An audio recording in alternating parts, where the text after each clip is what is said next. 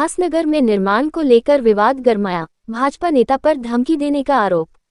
Ulhasnagar camp 3 स्थित शिवाजी चौक के पास Gurukripa electronics नामक दुकान के पीछे 2 मंजिला इमारत के निर्माण को लेकर विवाद खड़ा हो गया है। यह इमारत कमल वासवानी द्वारा बनाई गई है।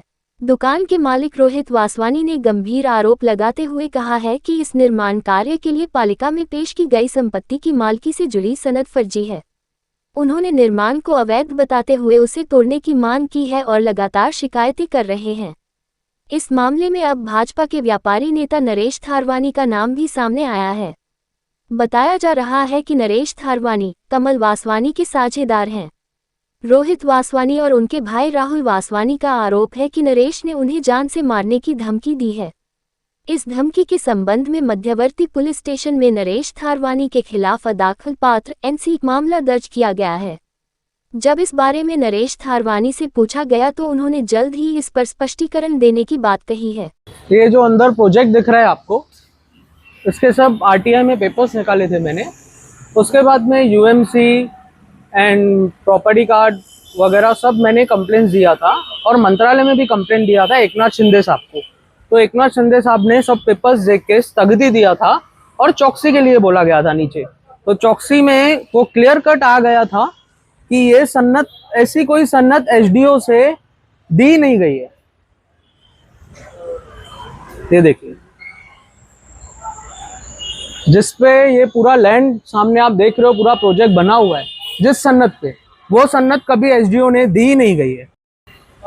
इसके बाद में इनका प्रॉपर्टी कार्ड भी कैंसिल किया गया था। उसके बाद में एक नरेश थारवानी करके है, जो मार्केट का अध्यक्ष बोलते हैं उसको, बीजेपी का है, वो आके हमारी फैमिली को और हमको यहाँ पे धमकी देके गया है कि ये प्रोजेक्ट में अभी मैं कमल वासवानी के साथ में है, मैं ये प्रोजेक्ट कंप्लीट करूंगा, तेरी और तेरी फैमिली को बोल दे यहाँ से हट जाने के लिए ये प्रॉपर्टी में से, नहीं तो मैं तुम लोग को उड़ा दूंगा या तुम्हारा मर्डर करवा दूंगा या तुम्हारा मैं कौन से गलत केस में मैं फंसा दूंगा तुम लोगों को।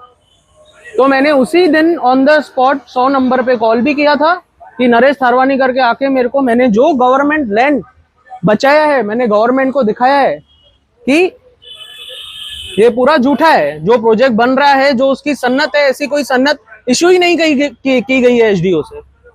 तो नरेश थारवानी करके आके जो भी मेरे को धमकी देके गया उसके ऊपर स्ट्रिक्ट से स्ट्रिक्ट कार्रवाई किया जाए। तो मैं पुलिस स्टेशन भी गया था इसके खिलाफ, नरेश थारवानी के खिलाफ। उसके बाद में वहां पे मैंने कंप्लेन भी दे के आया नरेश थारवानी के खिलाफ। उसके बाद में मेरी हाथ जोड़ के बीजेपी से ये विनती है कि नरेश थारवानी पावर का गलत यूज कर रहा है, सीट का भी गलत यूज कर रहा है। आज वो लोगों को हेल्प करने के लिए उसको बोला गया है कि ऐसे नहीं बोला गया है कि लोगों को जाके तू परेशान कर, लोगों को और गवर्नमेंट प्रॉपर्टी को जाके तू बनवा, गवर्नमेंट प्रॉपर्टी सेव कर जाके। झूठे सन्नत में वो सब साथ दे रहा है।